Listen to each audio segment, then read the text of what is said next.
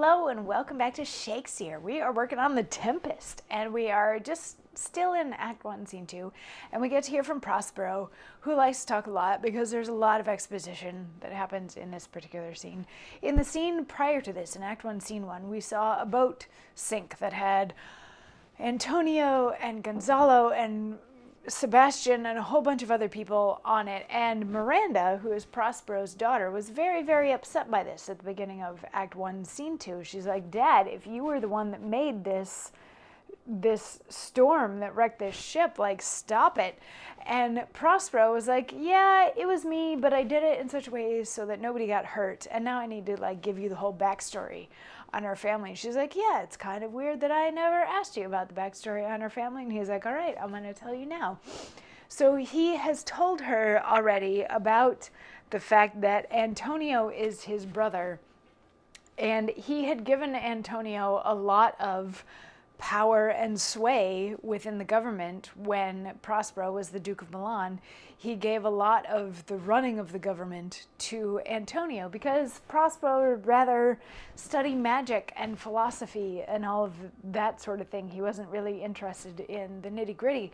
But it got to the point where Antonio wanted to be the Duke of Milan instead of Prospero being the Duke of Milan. And after yesterday's monologue, Prospero was like, oh, you know, this next bit, like, tell me, after this next bit, if I tell you what he did, like, tell me, is this the actions of a brother? And Miranda is like, oh my goodness, I can't believe that my grandmother would give birth to someone so evil. And Prospero says, now, the condition. This king of Naples, being an enemy to me inveterate, hearkens my brother's suit, which was that he, in lieu of the premises of homage, and I know not how much tribute, should presently extirpate me and mine out of the dukedom, and confer fair Milan with all the honors on my brother, whereon a treacherous army levied one midnight, fated to the purpose, did Antonio open the gates of Milan, and in the dead of darkness the ministers for the purpose hurried thence me and thy crying self.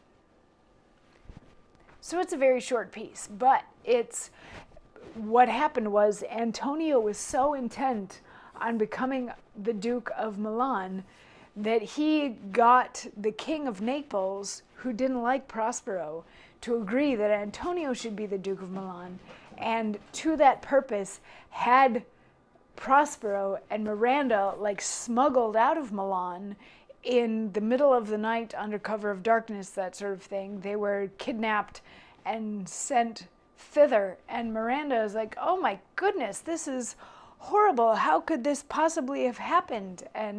And like, how did we survive this whole thing? And of course Prospero has a little more story to tell because that's Prospero. He always has a little more story to tell. And how did they survive this coup on their lives set up by Antonio? But we will find that out in tomorrow's monologue.